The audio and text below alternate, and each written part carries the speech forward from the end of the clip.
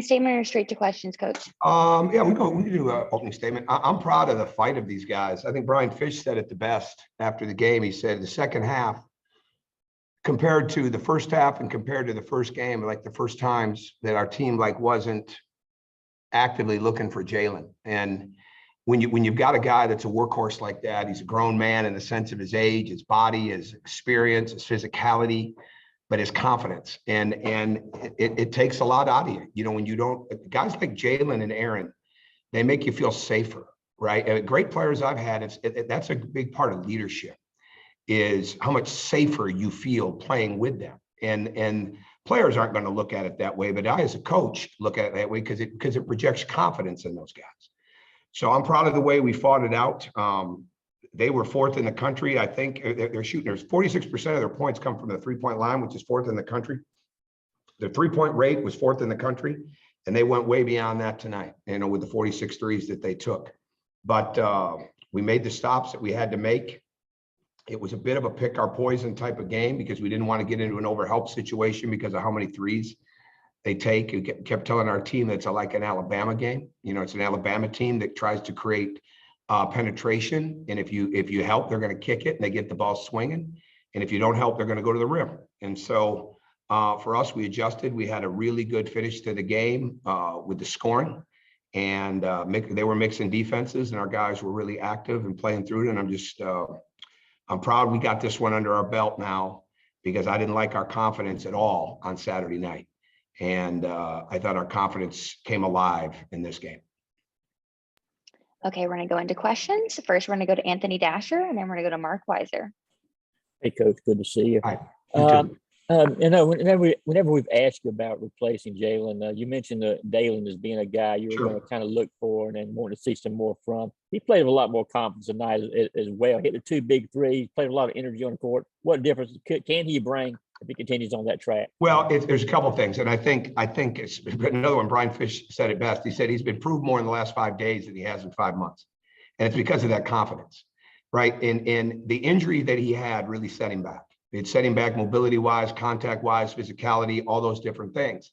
And so really, as we started to see Dalen more in the summer and in the fall, we're starting to think, okay, this could be January before he can be helpful. And we use Keon Ellis as an example from Alabama, even though Keon hadn't been hurt, but it took a little bit of time for a junior college player to really get adjusted to it. I think Dalen would have been fine earlier on if he was fully healthy, but he hasn't been.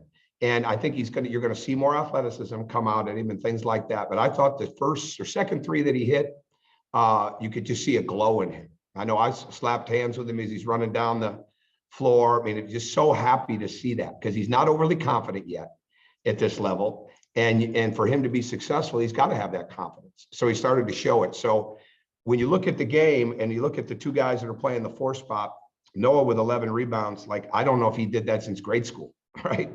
But somewhere back out west, he might have had 11 boards in a CYO game in the 8th grade, but he did a fantastic job, and we moved him around tonight. But for those 2 at the 4 spot to combine for 16 and 20, after going, I think 17 and 10 the other night, that's good. That's good, and because Noah's not played that position for us, and Dalen hasn't played those minutes, and I thought we did a good job of subbing Braylon more earlier. You know, we've got 2 people on that right now on the bench because we've got a guy pushing him to go harder, and we've got a guy looking and say, when do we got to get him out? Because we need him, right? We need him. And he's just where he's at. He's not able to play long stretches, but he had enough to really do a great job at the end. And again, we took him out. Dalen played the 5 at one spot. He hasn't even played that in practice for us. So we're a little makeshift right now, but to find a way to win the game, and it's not important who we're playing. It's important that we found a way to win the game. And I think that's what we've got to have to build our confidence. Tom, you mentioned the value of having Aaron Cook, you know, especially with Jalen out now. When he got in the portal, I mean, was it pretty fast that you knew, and he had 12 assists tonight, I guess, that you knew this is a guy that you really wanted to get in your program? Oh, absolutely. We tried to get him a year ago, but we didn't get very far. When he left Southern and went to Gonzaga, we tried to get involved, but absolutely we did. Absolutely. And we were on some other guys, and I've said this before, and it works out this way. There were some guys that we didn't go on because we still had severe, and that was really, at the end of the day, the only thing that I was concerned about is okay, are we going to be able, Samir's good? Are we going to be able to replace him? Because what I didn't want to do is bring in another small guard out of the portal, and then all of a sudden Samir's gone. And so for Aaron to be available, for us to beat the schools that we beat to get him, like Arizona, it came down to the two of us at the end. St. Louis was in it, Wake Forest was in it. That was big because he had a really, really good second half for us. But we're glad to have him. Our last three signees were big tonight: Aaron Cook, Dalen Ridgenell, and Kerry Oquendo. Okay, next we're gonna go to Lance McCurley and then Jack Leo, and then we're gonna finish out with Drew Beal. Just kind of another question about Dalen. He's very soft spoken. I think that was the first interview that I've gotten to interact with him. Just kind of Might have talk been his about first him. interview ever. Yeah. No, he's Just a kind of great talk kid. about his. Let me tell you another thing about Sit- this kid. Let me tell you another thing about Dalen. Okay, from junior college, he just busted out a 3.1. Right? I mean, that's some impressive. This is not an easy school. Okay, for those of you that go here, you know that this is not easy. And we just had a semester. It's the best semester that we've had. And for a kid like Dalen to come into this school and get a 3.1, that's even, when I found that out tonight, I mean, that's even bigger to me than what he did, almost getting a double-double in 12 minutes. But he is soft-spoken, but he's humble, he's hungry, and he's a rarity. He's a rarity in society today as he asks questions. He knows he needs help when it comes to the tutoring and the mentoring. If he doesn't understand something, he asks. And that's what's beautiful about him. He's got a humble spirit. He's got a great heart, and we're happy to have him. Yeah, Coach, just what adjustments were made late to help you guys pull away a little bit there in the final stretch offensively? I think where we put Noah in the zone. I think the fact that Braylon could finish the game for us was big. I think Carrio was attacking the rim, and that made the threes better. I just think the way we passed the ball. I mean, couple first, and I'm not sure I've coached against a team that took 46 threes. And this might be the first time. It's got to be a low on turnovers for us, but it might be the first time we've had 20 assists. I'm really not certain, but the ball was really moving well. And that's what we have to have. So I don't know if it was an adjustment as much. We moved some people around, in the zone. So that was adjusted. We started working on that yesterday.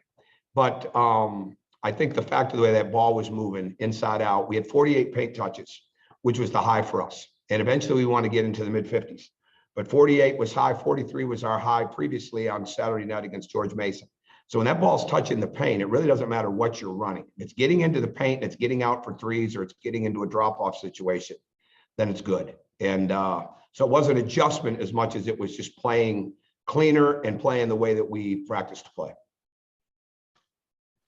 Hey, Coach, the team only let up 2 offensive rebounds after letting up 9 in the first half. You did that in large part with a small ball lineup on the floor. Can you talk a little bit about how some guys were able to come together and rebound as a team? Yeah, that's big. And they got more 2s, right? I mean, they were getting the 3s, and we didn't guard the dribble as well. But what we were really into is not overhelping, and because that's when they just start spraying the ball around. And they did it a few times. They're really good at that. And their coach wasn't here. Justin Gray wasn't here, but he's a fantastic coach. I've known him since he was 20 years of age when I coached with Kelvin Sampson and Dan Munson on a World University Games team. We won a gold medal. We had Justin, Eric Williams, who was one of his teammates, and Chris Paul on the team. And so for them to play fast, be well coached, even without him, I'm not surprised at all. But we did a good job defensive rebounding the other night. I think John Bateman told me we're plus 17 on the glass the last 2 games. And we've got to continue to build on that. Okay, thanks, Coach. Congrats on the win. Thank you, guys.